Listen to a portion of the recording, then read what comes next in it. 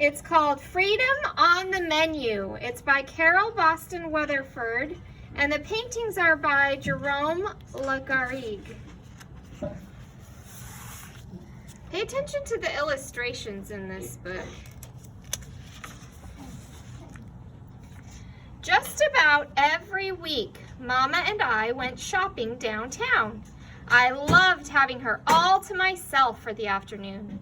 Whenever it was hot or we got tired, we'd head over to the snack bar in the 5 and Dime store.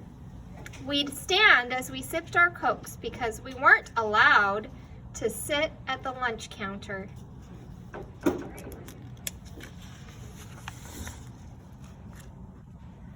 Once, I watched a girl swivel a stool as she spooned a banana split. In the empty seat beside her was a purse almost exactly like mine. "Can I have a banana split?" I begged Mama. "Not here, Connie," said Mama. "I'll fix you one at home." "Won't be the same," I grumbled. All over town, signs told Mama and me where we could and couldn't go. Signs on water fountains, swimming pools, movie theaters, even bathrooms. Think about how that would feel if it was you. Everywhere you went with your mom, there were some stores and places that wouldn't let you go in. We'll talk about it after the story, okay?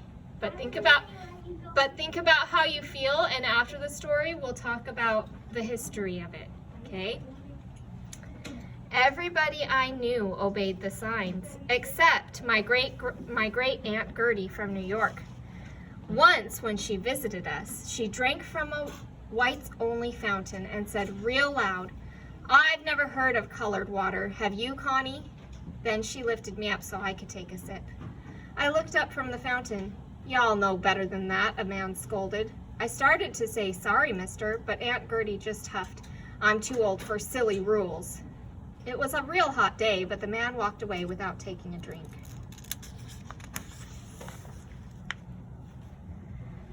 There weren't any signs up in the 5 and Dime, but we still knew how it was. Most people didn't expect change anytime soon, but my daddy thought different. "Dr. King's coming to town," he told us one morning. "Who's sick?" I asked. "He's not that kind of doctor, Connie," Daddy laughed. "He's a minister who's working to make things better for us," said Daddy. "So we can go anywhere we please," said Mama. "Like the lunch counter?" I asked. "Yep," said Daddy, "and other places too."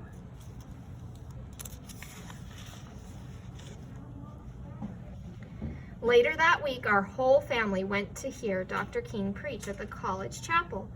I didn't really understand all of his speech, but I liked his booming voice. It sounded as if he believed God was on our side. Every few minutes, Mama said, "Amen," and when Dr. King sat down, everyone stood and clapped for a long time. Soon after that, my brother and sister joined the National Association for the Advancement of Colored People. Everyone called it the NAACP. They let me tag along as they went door to door helping people to sign up to vote. "I've never voted in my life," said a white-haired lady leaning on a cane. "Will I get to vote for the president?" "Yes, ma'am," I said. "My brother wants to be president when he's all the way grown."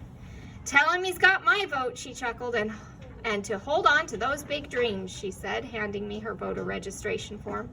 "Yes, ma'am, I'll tell him," I promised, thinking about my own dreams too. "Times are changing," she said, waving as I left. Then, one day, Mama and I went shopping downtown. We stopped at the snack bar, just like always. I tugged at Mama's sleeve. "Look over at the lunch counter. We know those boys." There sat 4 of Brother's friends from A&T College. "Do they know they're in the wrong place?" I whispered. "Some rules have to be broken," Mama whispered back. I heard one of them order, "Coffee and a donut, please." "I'm sorry, we can't serve your kind," said the blonde-haired waitress, wringing her hands. The boys didn't budge. "Don't y'all understand English?" a kitchen worker asked. "Go on over to the snack bar," she hissed. "Stop making trouble here." The manager tapped his foot and jutted out his chin. "They can sit there forever for all I care," he said, storming out of the store.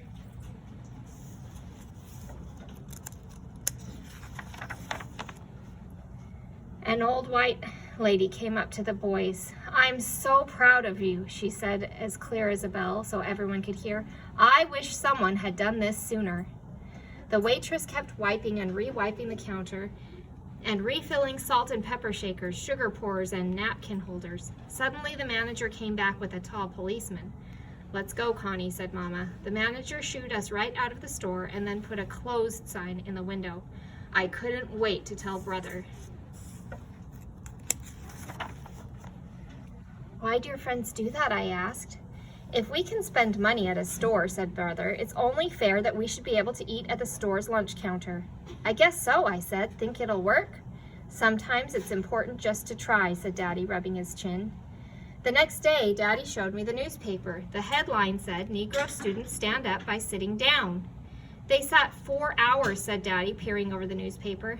"I'd be too hungry to wait that long," I said. "Connie, they didn't really want food," said Daddy. "They wanted to be allowed to get it, same as if they were white, to be treated fairly." By Friday, we heard on the news how hundreds more had joined the sit-ins. "The protests are growing," I told Daddy. "I'm joining the sit-ins," Brother said, bursting into the room. "And I'm going to picket downtown," said Sister, "tomorrow." "I want to go too," I said. "I'm plenty big enough to hold a sign, and I know I can sit." "It's good that you want to help," said Daddy, "but Connie, you're still too young for these things." "I never get to do anything important," I pouted. "You can help us make picket signs," said Sister. "That's very important." The next morning, I handed Sister my little flag for her to carry. "We'll tell you everything when we get home," Brother promised. Turns out, I saw the protests on TV. Hundreds of people walked up and down the sidewalks in front of stores, restaurants, and movie theaters.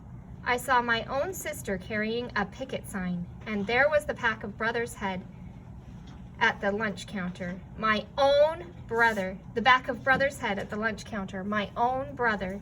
"I'm just so proud of them," said Daddy. "Me too," I said. "I just pray there's no trouble," Mama fretted. After a while, I watched the news on TV almost as much as Mama and Daddy. One night I saw a report on the sit-ins. "That doesn't look like downtown," I said. "Connie, the sit-ins have spread all over the South," said Daddy.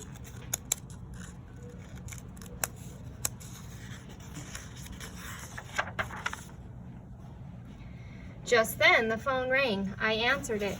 "Daddy, it's Sister. She got arrested at the lunch counter. She's in jail." Sister, who always got A's in school, who hardly ever got in trouble, who was what Mama called mule stubborn. Daddy raced to the police station, but Sister wouldn't let him get her out of jail. He told me how the students kept chanting, "Jail, not bail, jail, not bail." "We can't just leave Sister here with the bad guys," I pleaded. "She's made up her mind, Connie," said Mama, wiping a tear. "She wants to stay with the other students." In a few days, Sister came home. "Promise me you'll stop picketing," I begged. "I can't do that," she said, hugging me tight. Now, instead of shopping downtown, we had to order from the Sears catalog. Mama and I leafed through the big, thick catalog together, and she even let me help pick things out. But we both knew it wasn't the same. "How long before the sit-ins are over, Mama?" I asked. "Till folks get what they want," said Mama. That summer, Mama, Daddy, and I finally went downtown. When we passed Woolworths, I heard someone shout, "They're serving them!" Daddy stopped so fast that the brakes screeched, and Mama and I jolted forward. We parked and ran to the lunch counter.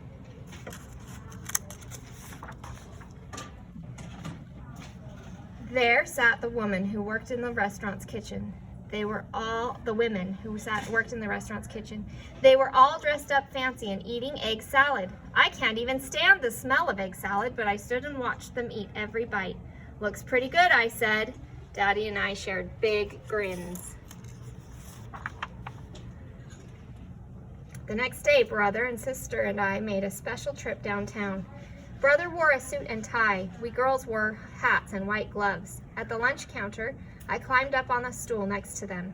"We'll have 3 hot dogs, 3 French fries, 2 coffees, 1 Coke, and a banana split, please," I told the blonde-haired waitress.